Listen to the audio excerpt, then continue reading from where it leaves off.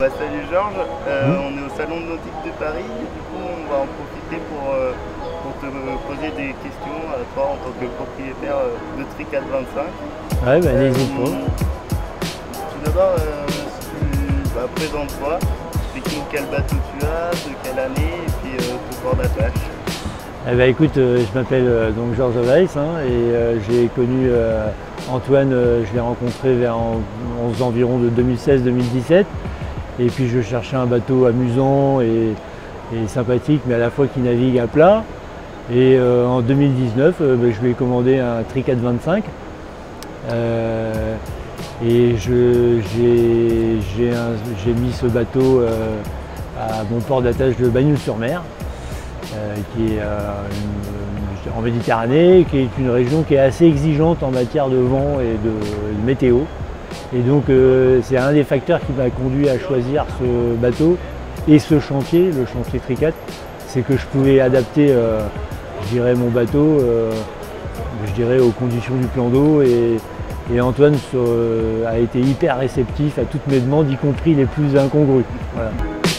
Alors quel est ton programme de navigation et as-tu des idées de croisière? Alors mon programme de navigation, d'une manière générale, je mets le bateau à l'eau de mai à septembre inclus. Et alors nous, avec ma femme, on aime bien partir au moins une semaine. Voilà. On fait des sorties à la journée évidemment régulièrement quand on n'a pas le temps de partir une semaine. Mais dès qu'on peut, on s'évade au moins une semaine, voire 15 jours. Et pas cet été, mais l'été dernier, on est même parti carrément un mois là, pendant le Covid. On est parti en Méditerranée, on a traversé jusqu'à Marseille, on a fait les îles d'Hyères. On voulait faire le tour de Corse, mais j'ai eu un petit incident électrique qui fait que je n'ai pas voulu faire d'autres traversées. Et après on est rentré en longeant, je dirais, toute la côte méditerranéenne. Et donc on est resté un mois en mer, en n'étant jamais dans un port. Voilà. Donc en faisant juste ces courses de temps en temps, une fois par semaine, on faisait un peu le frais. Voilà. Et du coup, c'est quoi la suite avec le bateau? Et bien la suite, c'est toujours pareil. On va faire chaque été, on va faire au moins 2 à 3 croisières d'au moins une semaine. Je suis en totale autonomie électrique puisque je me suis installé une éolienne une éolienne hyper légère, mais qui est quand même assez efficace.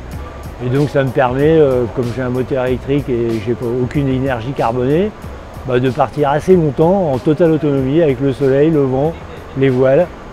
Et puis bon, pour sortir du port et rentrer au port, j'utilise mon moteur électrique. Ou pour prendre un mouillage, quand c'est un peu encombré, je le fais quand même pas à la voile. Voilà. Parfait. Tu me parlais un petit peu des spécificités de ton bateau, tu peux nous en dire un petit peu plus Oui, alors mon bateau, en fait Antoine l'a baptisé le Tricat 25 Evolution Custom, parce qu'il y avait tellement de choses différentes que ça l'a amusé. On a planché sur plein de trucs. D'abord pour ce qui est du plan de pont et des voiles, je voulais qu'il m'installe une trinquette sur été largable, autovireuse et Harry. Donc ça déjà, dès la conception du bateau, ça a eu des conséquences sur la conception du haubanage du mât et puis aussi de la coque. Ça c'est le premier truc qui était un peu gros. Après la deuxième chose, c'est que je voulais un bateau vert, énergie verte, électrique et soleil-vent. Voilà. Donc une batterie au lithium, grosse capacité électrique, recharge solaire, recharge éolienne par le vent, voilà, et un moteur électrique hors bord, le plus puissant du marché, qui est hors bord et facile à gérer, voilà, et très léger surtout. Ça c'était les deux gros trucs. Après il y a eu plein de petits détails qui font gérer la saveur du bateau de propriétaire, on va dire. Que j'ai fait à ma main avec par exemple j'ai un frigo qui est hyper bien intégré dans le bateau et Antoine m'a fait un berceau pour que le frigo soit hyper stable et d'ailleurs il a repris la solution pour d'autres bateaux. J'ai étudié plein de petits trucs comme ça que Antoine a amélioré avec son expérience de marin et puis qu'il a repris après peut-être pour d'autres bateaux. Et tant mieux pour Tricat. C'est un peu ça qui fait la force de Tricat, c'est que les gens sont hyper adaptables et sont hyper sympas. Parfait. On va en parler du Tricat. Pourquoi avoir choisi un Tricat? Et ben en fait, pourquoi avoir choisi un Tricat? D'abord parce que c'est un bon bateau qui marche bien, qui marche à plat, qu'on peut mettre dans une place au port à monocoque. Et puis surtout parce que Antoine il est super sympa et puis les gars sur le chantier ils sont super sympas. Et moi j'ai bossé avec eux parce que j'ai quand même adapté tout mon système d'éolienne, c'était tout neuf, donc Antoine a validé je dirais mes plans. Et puis après c'est moi qui ai adapté mon mât carbone, tous mes trucs pour que ça tienne. J'ai tout fait ça sur le chantier, j'ai été super aidé par les bonhommes.